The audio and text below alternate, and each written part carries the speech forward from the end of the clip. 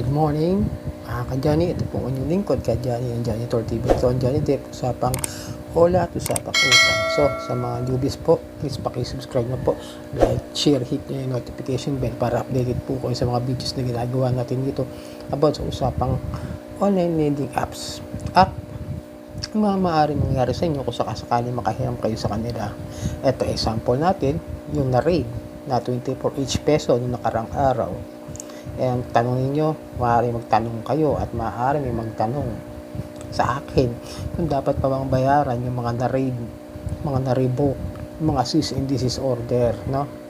Ito, lilinawin ko hindi ako nagtuturo rito sa inyo na mangutang ng mangutang tapos hindi babayaran. Ang sinasabi ko po is, kung sakali hindi nyo alam na mga illegal o mga revoke na yan o mga na-raid na yan at nakahiram kayo dyan at ngayon hinaharas kayo, huwag nyo nang bayaran. Yun ang pinopoint out ko. Yung iba kasi ginagawa porket alam na illegal, porket alam na may kaso yung mga OLA, sinasamantala rin. Ayoko naman kayong turuan ng ganon kasi meron talaga mga ganong klase ng tao na nang-i-scam na rin ng mga illegal na online lending apps.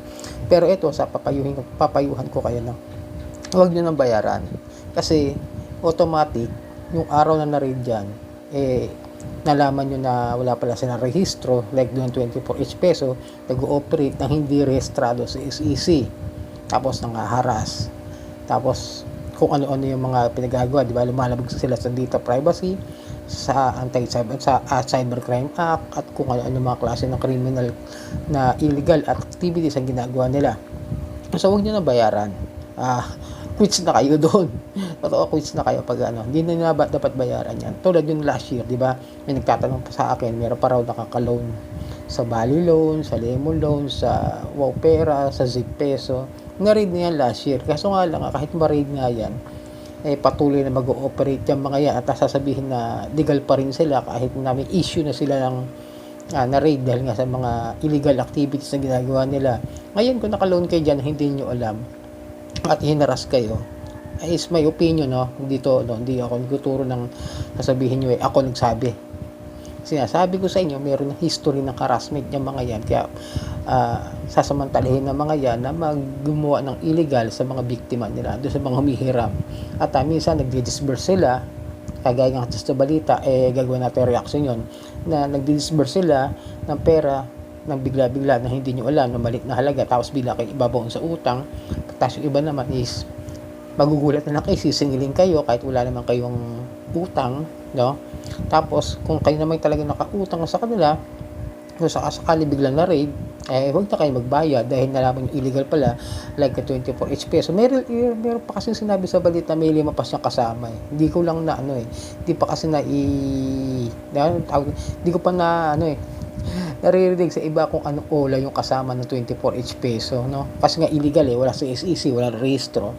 So hindi natin alam kung ano yung 5 OLA na yan nakasabwat pa nila sa pag-ooperate ng legal activities nila ng OLA. So may magtatanong, Johnny, babayaran ko pa ba? Sasagutin ko na kayo dito sa video ko to, huwag na. Johnny, babayaran pa ba yung mga revoke na mga OLA na na-revoke na this last few months? Huwag na. Kasi na-revoke na sila Ibig sabihin kasi ito, na-revoke na sila, nawalan na sila ng lisensya, nawalan na sila ng legalities, nawalan na sila ng karapatan mag-operate at magpautang. Dahil nga tinanggal na sila ng lisensya. Kaya nagtataka kayo bakit nasa ads pa ng Facebook, YouTube, tong mga revoke na mga OLA, may nagpa-operate pa rin sa Play Store pa rin, di ba? Kaya nagugulat kayo kung bakit nasa Play Store pa rin, revoke na pala. Minsan hindi na alam ng Play Store na revoke na yon kasi hindi siguro nagsasubmit si SEC na wala ng rights o wala ng license itong mga OLA na tinanggalan na ng lisensya. Pero yung iba, yung kapatid ng Mocha, yung sa QuickLock, Peso BPay, Peso Pores, yung mga yon tinanggal nila. Parang natural lang talaga sa Mocha.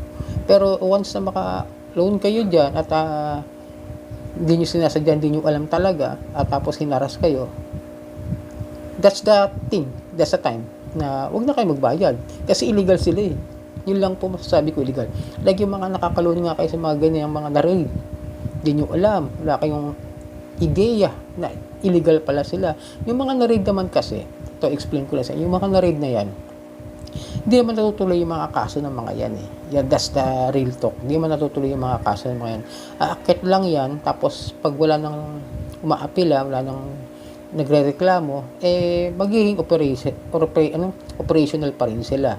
Babalik lang yan, parang normal na araw. Tapos yung mga agent ng mga yan, ng mga na-raid, maming gabi lang, wala na yan. Susunod na araw, wala na yan. Laya na sila. Yung kasong sinasampa sa kanila, nababasura na yan.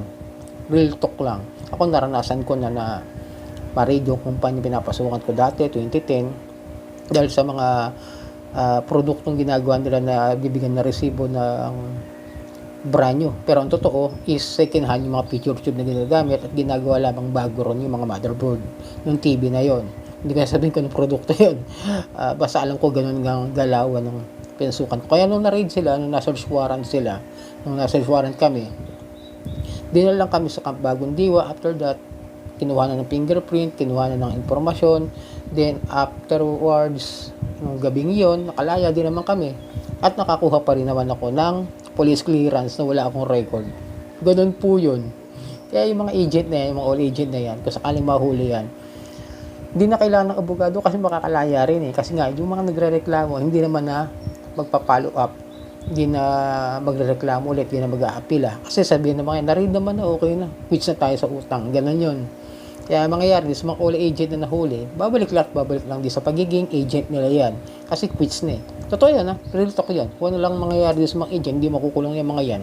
Kumbaga dahil search warrant lang naman po, iba po kasi yung arrest warrant na talaga nakapal na yung kaso din nahanap po. Search warrant po kasi isa hanapin lamang po yung mga tinatawag na mga paraphernalia na kailangan nilang investigahan, like yung mga TV, yung mga tawag doon, yung mga smartphones nila, yung mga laptops nila, yung mga kailangan para investigahan na kung ano ba mga number yung mga nakuha nila.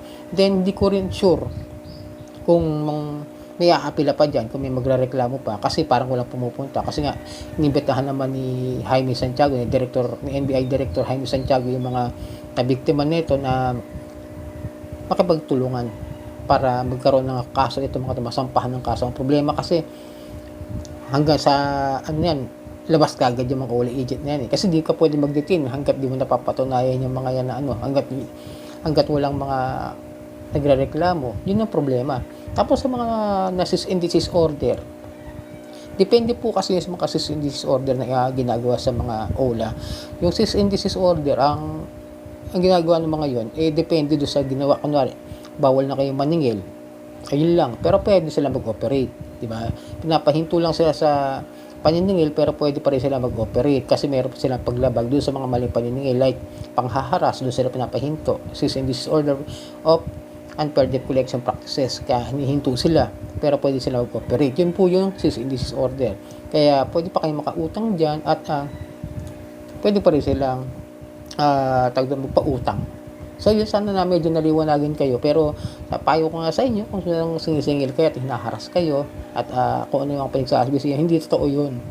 Hindi po kayo makukulong, magpapanggap lang yung mga yan kasi nga na-raid nga sila, may mga sinampang complaint at sinampang reklamo, kaya nga na-raid dahil nga may issue yung mga OLA na yan at illegal. Kasi nga yung mga registro nila is wala naman. Tapos kung may lisensya nila sila dati at na-revoke, illegal pa rin po yun. Sana nagkaroon kayo ng konting ideya na hindi nyo na dapat bayaran yung mga ganyang klase ng mga OLA. Huwag nyo na tangkilikin yung mga illegal na OLA. Tangkilikin nyo siguro yung mga legit nyo lang, yung mga hindi nangaharas. Kung kailangan nyo talaga mangutang dun sa mga pangangailangan nyo in emergency cases or emergency times na inyong pamumuhay sa araw-araw. So yung mga kadyani, ito yung lingkod kadyani ng Janitor TV, ito yung Janitor sa pangutang-usapang OLA.